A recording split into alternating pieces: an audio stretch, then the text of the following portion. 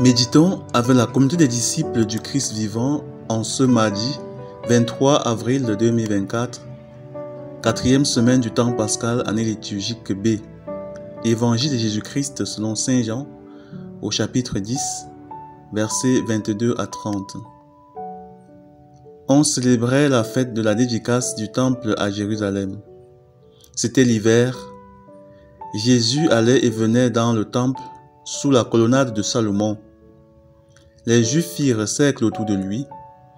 Ils lui disaient: « Combien de temps vas-tu nous tenir en haleine?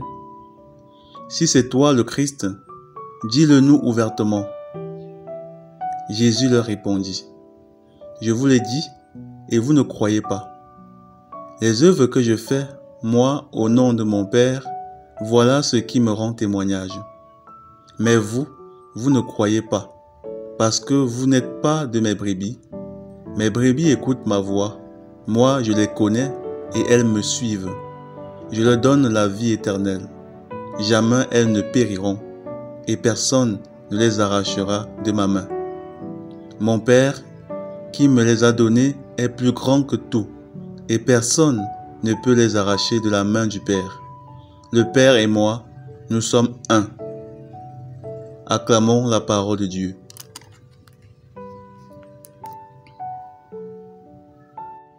Méditation. Frères et sœurs en Christ, que la grâce de notre Seigneur Jésus-Christ abonde dans nos vies. Ce matin, le Seigneur Jésus continue de nous parler dans l'Évangile. Il nous rappelle l'unité entre le Père et lui, et aussi l'unité entre nous et lui. Il nous rassure aujourd'hui. Personne ne peut nous enlever de la main de Dieu. Personne ne peut nous séparer de lui, si ce n'est nous-mêmes. En effet, Jésus le rappelle. Nous sommes ses brebis, ceux que le Père lui a remis, ceux qui ont accepté de se laisser conduire par le bon berger, ceux qui se sont soumis à Dieu. Nous resterons avec lui pour toujours. Personne ne peut nous enlever de sa main. Aucune puissance humaine ou alors surhumaine ou même surnaturelle, spirituelle, ne peut nous séparer de l'amour de Dieu et de l'alliance à lui, si ce n'est nous-mêmes. La condition, nous devons d'abord être ses brebis, c'est-à-dire des personnes résolues à marcher avec lui coûte que vaille et qui ont mis leur relation avec Dieu au-dessus de toute autre relation, de tout autre bien sur la terre. Si nous sommes des personnes décidées, d'une décision décidée, comme le disait Sainte Thérèse, alors nous pouvons être rassurés qu'aucune adversité, aucune persécution ne pourra nous séparer de l'amour de Dieu et nous empêcher d'être toujours à son service. Dans la première lecture, les premiers chrétiens sont l'exemple de ces brebis.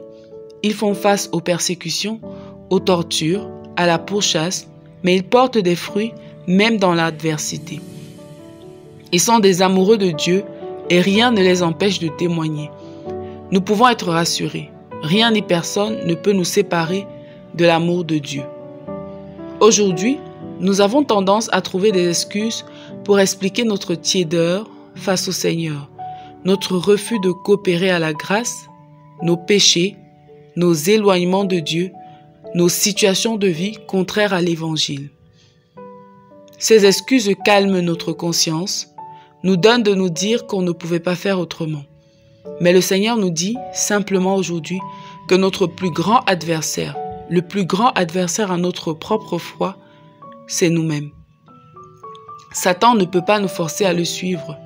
Nous ouvrons généralement des brèches, parfois consciemment, parfois pas. Mais si nous décidons résolument à fermer ces portes, alors le Seigneur nous aidera et nous délivrera de l'emprise du démon. Les forces obscures peuvent nous menacer, nous infliger des souffrances, mais elles ne peuvent pas nous enlever notre volonté, notre désir de servir Dieu. Ce que nous devons entretenir, malgré nos faiblesses, que Dieu connaît très bien, c'est la ferme volonté de suivre Jésus. Comment? En entretenant notre relation quotidienne avec lui, en nous débarrassant de toute situation qui ouvre une porte à l'ennemi, en vivant la parole de Dieu, en étant des témoins vivants de l'amour et de la bonté de Dieu. Revenons donc en nous-mêmes. Que pouvons-nous faire aujourd'hui pour marcher plus résolument à la suite du Christ? Qu'est-ce qui nous empêche dans notre vie actuelle de tout donner à Jésus?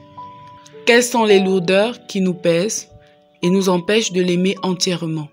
Prions. Seigneur, accorde-nous la grâce de t'aimer résolument et fermement et de vivre dans l'assurance que tu ne laisseras rien nous éloigner de toi. Intercession pour tous les chrétiens persécutés dans le monde, afin que le Seigneur leur donne de tenir jusqu'au bout et les libère du mal. Que leur persécution porte le fruit d'une grande conversion là où ils se trouvent. Maman Marie, Mère des persécutés, intercède pour nous. Exercice spirituel. Prions au Seigneur de nous aider à nous convertir sur un plan particulier de notre vie qui nous empêche de marcher résolument à la suite du Seigneur et faisons des efforts énormes et résolus dans ce sens. Loué soit Jésus-Christ.